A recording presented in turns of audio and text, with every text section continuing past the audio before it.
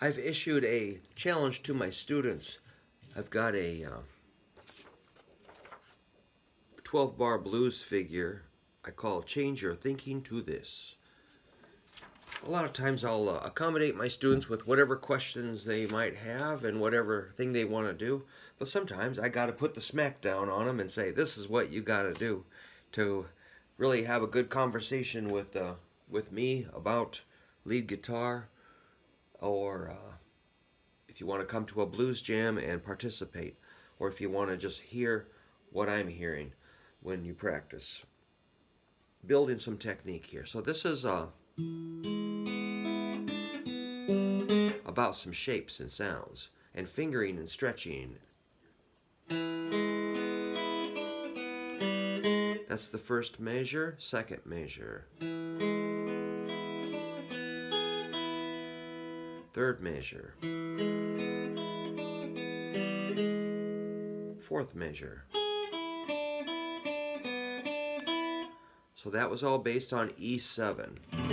E7 is made of E, G sharp, B, and D notes. I'm doing mostly those notes, except I'm adding this G to a G sharp because it just sounds cool. Sounds kind of hip and funky and cool.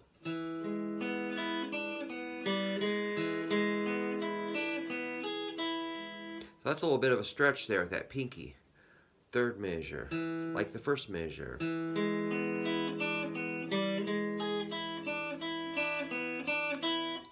Now the next line, we go to A.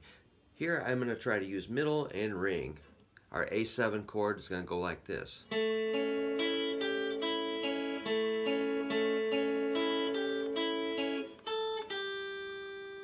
So that's our A, it's like a chunk of an A chord, but I'm just using the two second and third strings.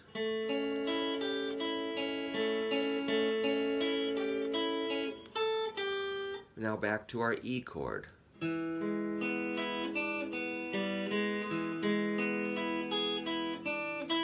That G sharp probably surprises a few people. We're used to thinking like E and G, but really G sharp is the major third of the chord. If you want to use that G, it might be, in this case, more of a... Okay, so there's the first two lines.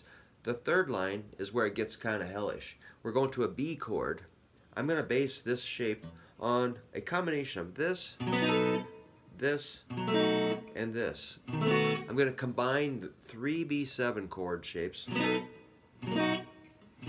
into one lick. And that's how I want you to think. That's what I want you to be working on. So I'll try to demonstrate.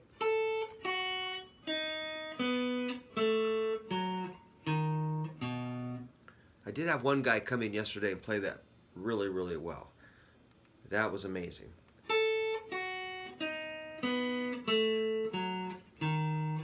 I'm still a little bit on the fence about what fingering I want to use. Here's one way. Pinky, index, ring, middle, index, ring, index, middle.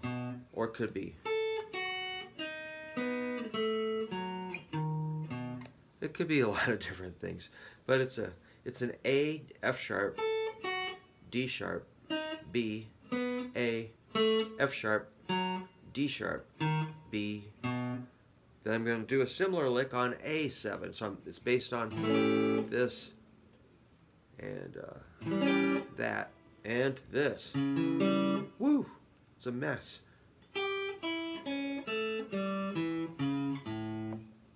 That was a G, E, C sharp, A, G, E, C sharp, A.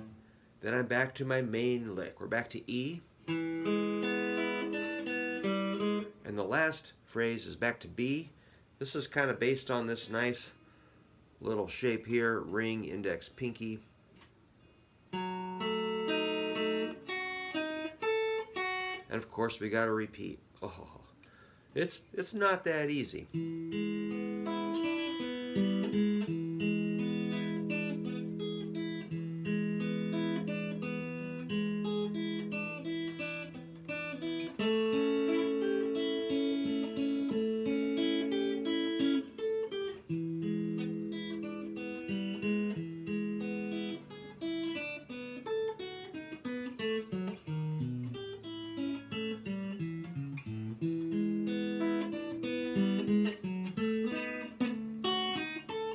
God.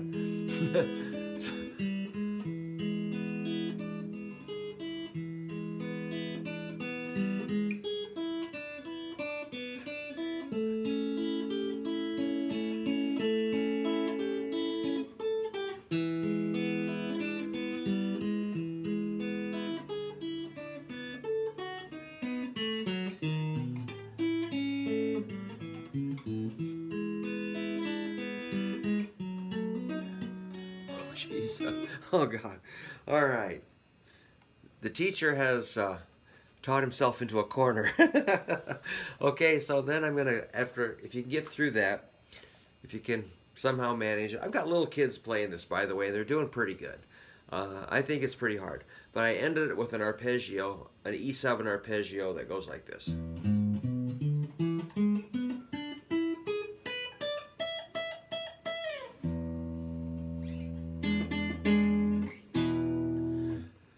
Oh, gosh.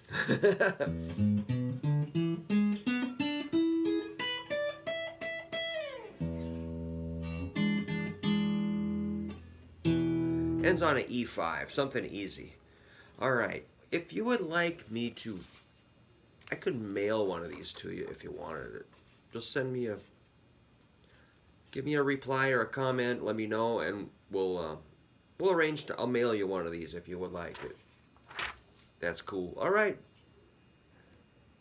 Good luck with that. See ya.